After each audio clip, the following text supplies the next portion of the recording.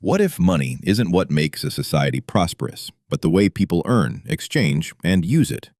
Think about that for a moment. We live in a world where the size of an economy is treated as a measure of a civilization's health. More GDP, more growth, more consumption. We assume that a rising tide of wealth automatically lifts everyone, that prosperity is a number, and when the number goes up, life gets better. But what if that assumption is the oldest trap in human history? More than 1,000 years ago, a man sat in the courts and libraries of the Islamic Golden Age, a physician, a philosopher, a mind so vast that scholars in Europe would translate his books for centuries, and he asked a question that has never stopped being relevant. What is wealth actually for? His name was Ibn Sina, and his answer was not what most people expect. For Ibn Sina, wealth was never the goal. It was a tool, a powerful, necessary, potentially dangerous tool. And when a person or a civilization begins treating that tool as the goal itself, something quietly begins to collapse. Not the economy first, something deeper, the moral foundation, the trust between people, the character of individuals, the soul of a society. This is not a story about ancient economics. This is a story about human nature, and human nature has not changed. To understand what Ibn Sina was warning against, you first need to see the world he lived in. Imagine the Islamic world of the 10th and 11th centuries, not the romanticized, simplified version you might picture, some desert landscape of camels and tents. No, this was one of the most sophisticated, interconnected, intellectually electric civilizations the world had ever seen. Cities like Baghdad, Cordoba, Cairo, and Bukhara, Ibn Sina's own birthplace, were not provincial outposts. They were the nerve centers of a global network. Merchants moved silk, spices, paper, and ideas across thousands of miles, from the markets of Central Asia to the ports of the Arabian Gulf to the streets of Andalusia in Spain. The Islamic world was not separate from the rest of humanity. It was the connective tissue of it. And it was rich, not just materially, but intellectually. Scholars were translating Greek philosophy, Persian administrative wisdom, and Indian mathematics, absorbing everything, questioning everything, producing new knowledge at a pace that would not be matched in the West for centuries. Into this world, Ibn Sina was born in 980 CE in a small town near Bukhara in what is now Uzbekistan. By the age of 10, he had memorized the Quran. By 16, he had surpassed his own teachers in medicine. By 18, he had cured the Sultan of Bukhara of an illness that no other physician could diagnose, and as a reward, he was given access to the royal library, a building of rooms filled floor to ceiling with manuscripts covering every subject imaginable. He devoured that library. Most people know Ibn Sina, known in the West as Avicenna, for his monumental work on medicine, the Canon of Medicine, which remained a standard medical textbook in European universities until the 17th century. But his interests never stopped at the body. He wrote on astronomy, music, mathematics, psychology, and metaphysics. And he thought deeply, very deeply, about how human beings should organize their lives together, how they should own things, how they should trade, what they owed to one another, what made a community genuinely flourish. But something was happening in the prosperous world around him that made those questions urgent, not merely academic. Here is where the story gets interesting. Ibn Sina lived in a world of genuine abundance. Wealth was flowing, markets were expanding, trade was creating fortunes, and with that wealth came a question that the prosperous have always found uncomfortable. Does owning something obligate you to anything? For many people, then and now, the answer feels obvious. Of course not. What I own is mine. I earned it. I can do with it whatever I please. Ibn Sina disagreed, not because he was against private property. He absolutely was not. He believed strongly that individuals had the right to own, to accumulate, to build. Property, for him, was the foundation of a stable society. Without it, people could not plan for the future, build enterprises, support families, or create the kind of security that allows human beings to flourish. But here is the insight that set him apart. Ownership is never completely isolated from the society that makes it possible. Think about that carefully. The merchant who accumulates great wealth in a city does so because there are roads to transport goods, customers to purchase them, laws to protect contracts, judges to resolve disputes, and a general atmosphere of trust that makes exchange possible in the first place. That infrastructure, physical, legal, social, moral, was built by everyone. It is maintained by everyone, and it can be destroyed by everyone. Which means that property, for Ibn Sina, was never just a personal possession. It was a relationship between an individual and the community that made that individual's prosperity possible. Owning something gives you freedom. It also creates responsibility. And this is where the story becomes surprisingly modern, because we live in an age that has grown comfortable with the first half of that equation, the freedom, while quietly neglecting the second. But Ibn Sina's insights did not stop with property. He went further, into the beating heart of every market ever built. Justice. Markets, he argued, can only function when people trust one another. And trust is not automatic. It is not given. It is constructed, slowly, through repeated honest interaction, and it can be destroyed in an instant. Picture a bridge. Each honest transaction in a marketplace is another stone added to that bridge. A fair price. A product that delivers what it promised. A contract honored. A debt repaid. Stone by stone, the bridge grows stronger, wider, more capable of bearing weight. Now picture what happens when people begin cutting corners. When a merchant sells grain mixed with sand. When a moneylender hides fees in the terms of a loan. When a manufacturer shaves quality to inflate margins. When an advertiser promises something a product cannot deliver. Each deception removes a stone. At first, this seems harmless. One stone missing from a large bridge barely matters. The structure holds. People keep crossing. But something has changed, and the damage is not just to the bridge, it is to the expectation of trust that makes people willing to use the bridge at all. Ibn Sina understood something profound. Commerce is not simply buying and selling. It is cooperation between human beings. And cooperation requires a shared belief that the other person will play fair. When that belief erodes, when people begin assuming that everyone in the market is trying to take advantage of them, the entire system becomes less efficient, more adversarial, more costly. You need lawyers to review every agreement. You need inspectors to verify every product. You need regulators to watch the watchmen. The transaction costs of distrust are enormous. The problem, Ibn Sina would say, is never commerce itself. Commerce is one of humanity's most civilizing activities. It creates interdependence, mutual benefit, and connection across cultural lines. The problem is commerce without justice, commerce that has removed trust from the equation. And here is the question that should make you uncomfortable. How much of the modern economy is built on that eroded bridge? There is a thought experiment buried in Ibn Sina's philosophy that is so obvious, once you see it, you cannot unsee it. No single human being can produce everything they need. This seems trivially true, but the implications are enormous.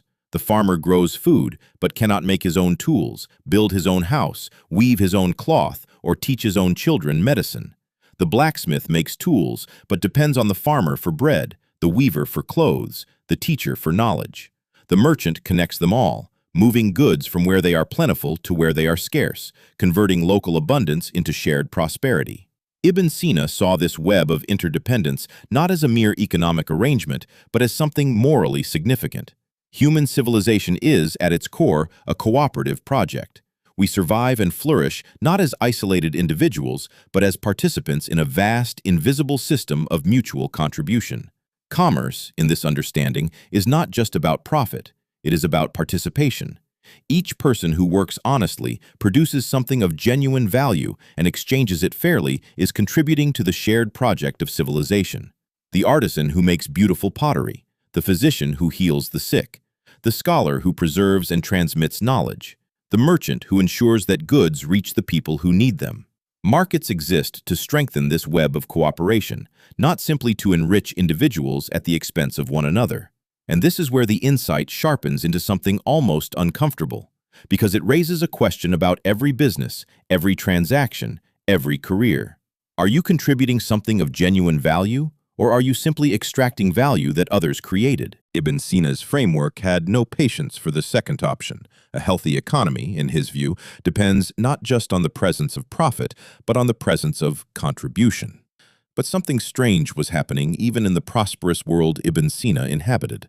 Not everyone was getting rich through honest contribution. Some were getting rich through something else entirely. Ibn Sina was direct about this. Not every path to wealth, he argued, is equally honorable. The method of acquisition matters, not just morally, but practically, because the character of wealth reflects the character of the means by which it was obtained. Consider the contrast he drew. Ethical wealth flows from honest work, from producing something people genuinely need, from providing a service that genuinely helps, from innovation that makes life easier or better.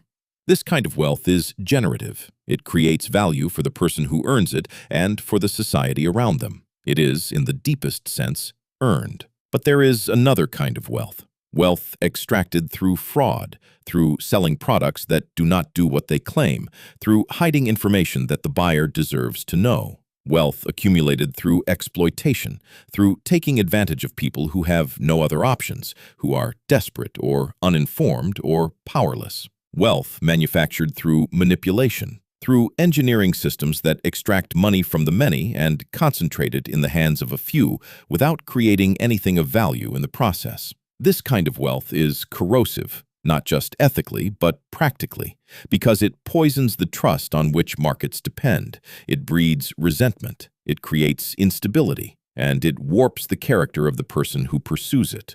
Ibn Sina was not naive. He knew that the line between ethical and unethical wealth is not always clear. Markets are complex. Intentions are mixed. What looks like innovation can shade into manipulation. What looks like fair negotiation can shade into exploitation. But the existence of a gray zone does not erase the moral distinction. And a civilization that stops caring about that distinction, that decides the only thing that matters is the size of the profit, not the character of the means, has made a choice with consequences.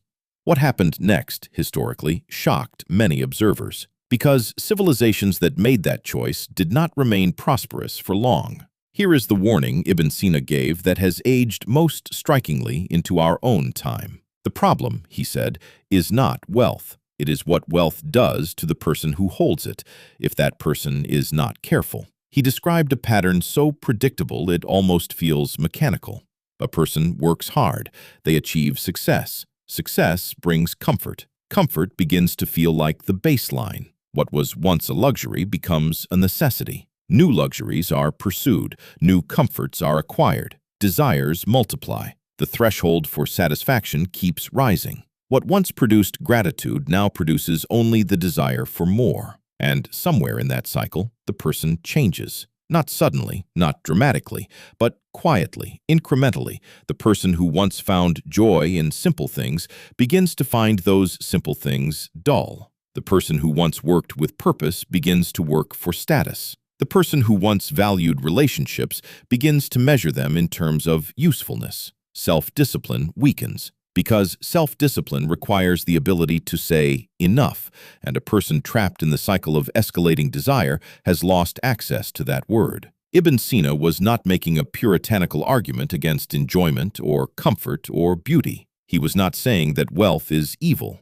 He was saying something more precise and more interesting, that material abundance should improve life, not become life's purpose. The difference between those two things is everything. A person for whom wealth is a tool uses it to build something, a family, a legacy, a community, a body of work. A person for whom wealth has become the purpose uses it to consume. And consumption, unlike creation, has no natural endpoint. There is always something more to acquire. Always a higher tier of luxury, always someone else's success to envy and surpass. The real danger, Ibn Sina seemed to understand, was not poverty. It was a particular kind of affluence, the kind that slowly convinces a person that enough is never enough. And what happens when that psychology spreads beyond individuals? What happens when it becomes the dominant logic of an entire culture? This is where the story becomes surprisingly modern. Look at the world Ibn Sina's framework is describing. An economy generating enormous wealth, markets that have become more complex, more global, more interconnected. A culture in which consumption is celebrated as identity, where what you own signals who you are, where luxury brands sell not products but status, where the highest aspiration is not contribution but acquisition. Sound familiar? Now consider the questions his framework asks. Are businesses in this economy creating genuine value or primarily extracting it? Are the profits being earned through contribution or through manipulation of information asymmetries, regulatory capture, or exploitation of people with fewer options? Is the trust infrastructure of markets, the metaphorical bridge of honest exchange, being built up or worn down? Is consumption in this culture serving human flourishing, or has it become a substitute for something deeper, for meaning, for connection, for the sense of purpose that comes from contributing something of genuine value? These are not comfortable questions. They are not meant to be. Ibn Sina was not critiquing the market. He was not advocating for any particular political system. He was doing something harder and more enduring. He was asking about the ethical foundation on which any economic system must rest, regardless of its specific structure.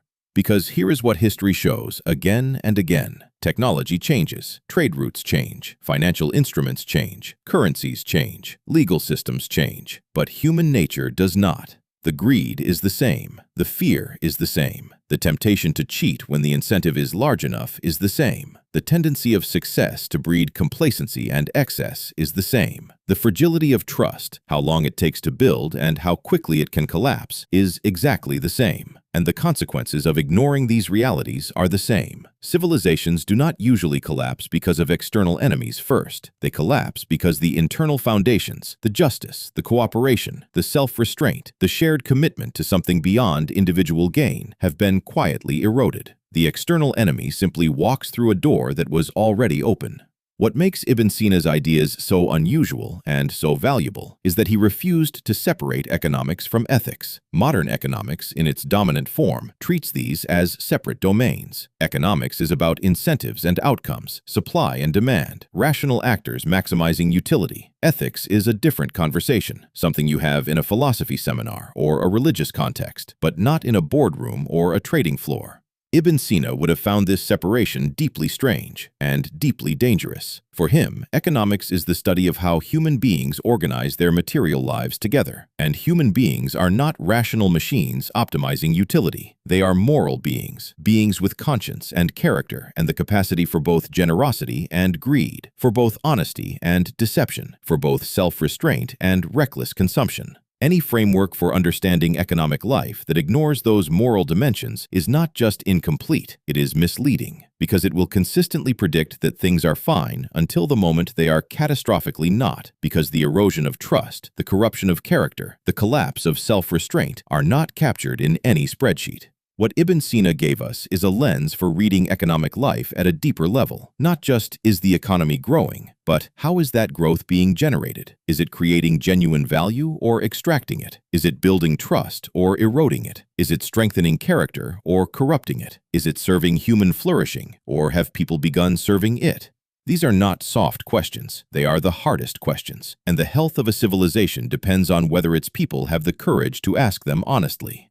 There is one final dimension of Ibn Sina's thinking that deserves particular attention because it speaks to something most people feel but rarely articulate. He believed that those who own much have a particular responsibility, not just to manage their wealth well for themselves, but to consider its effects on the community around them. This is not a call for forced redistribution. Ibn Sina was not advocating for any such thing. He was making a more subtle and more profound argument that the legitimacy of wealth, the social and moral permission for it to exist, depends on it serving a broader purpose than mere accumulation. A merchant who becomes wealthy by connecting markets, reducing scarcity, enabling exchange, that merchant's wealth is legitimate because it serves a function. A landowner who manages property productively, employs people fairly, maintains the community around the land, that ownership is legitimate for the same reason.